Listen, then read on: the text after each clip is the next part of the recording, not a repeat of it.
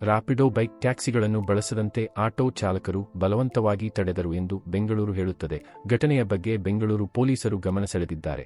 ಇತರ ಜನರು ನಗರದ ಮೆಟ್ರೋ ನಿಲ್ದಾಣಗಳ ಹೊರಗೆ ಇದೇ ರೀತಿಯ ಅನುಭವಗಳನ್ನು ಹಂಚಿಕೊಂಡಿದ್ದಾರೆ. ಪೊಲೀಸರು ಕ್ರಮ ಕೈಗೊಳ್ಳುವಂತೆ ಒತ್ತಾಯಿಸಿದ್ದಾರೆ. ಮಾರ್ಚ್ 2024ರಲ್ಲಿ ಬೆಂಗಳೂರಿನ ಆಟೋ ಯೂನಿಯನ್ ರಾಪಿಡೋ ಬೈಕ್ ಟ್ಯಾಕ್ಸಿಗಳನ್ನು ನಿಷೇಧಿಸುವಂತೆ ಕರೆ ನೀಡಿತು.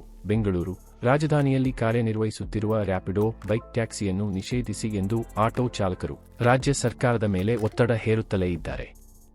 ಈಗ ಮತ್ತೆ ರ್ಯಾಪಿಡೋ ಬೈಕ್ ಟ್ಯಾಕ್ಸಿಯನ್ನು ನಿಷೇಧಿಸುವಂತೆ ನಗರದ 21 ಆಟೋ ಚಾಲಕರ ಸಂಘಟನೆಗಳು ರಾಜ್ಯ ಸರ್ಕಾರಕ್ಕೆ ಒತ್ತಾಯ ಮಾಡಿವೆ. ಈ ಹಿನ್ನೆಲೆ ಸೋಮವಾರ ಮಾರ್ಚ್ 20ರಂದು ಬೆಂಗಳೂರಲ್ಲಿ ಆಟೋ ಸಂಚಾರವನ್ನು ಸಂಪೂರ್ಣ ಬಂದ್ ಮಾಡಲು ನಿರ್ಧರಿಸಿದೆ ಎಂದು ಆದರ್ಶ ಆಟೋ ಯೂನಿಯನ್ ಅಧ್ಯಕ್ಷ ಮಂಜುನಾಥ್ ಹೇಳಿದ್ದಾರೆ. ನಗರದಲ್ಲಿ ಸುದ್ದಿಗೋಷ್ಠಿ ನಡೆಸಿ ಮಾತನಾಡಿದ ಆದರ್ಶ ಆಟೋ ಯೂನಿಯನ್ ಅಧ್ಯಕ್ಷ ಮಂಜುನಾಥ್, ಬೈಕ್ ಟ್ಯಾಕ್ಸಿಗೆ ಅನುಮತಿ ನೀಡಿದ್ದನ್ನು ಖಂಡಿಸಿ ಪ್ರತಿಭಟನೆ ಮಾಡಲು ನಿರ್ಧರಿಸಿದ್ದೇವೆ. ಸಾರಿಗೆ ಇಲಾಖೆ ಓಲಾ, ಉಬರ್ ಬೈಕ್ ಟ್ಯಾಕ್ಸಿಗೆ ಅನುಮತಿ ನೀಡಿದೆ. ಇದರಿಂದ ಆಟೋ ಚಾಲಕರ ಆದಾಯಕ್ಕೆ ಹೊಡೆತ ಬಿದ್ದಿದೆ.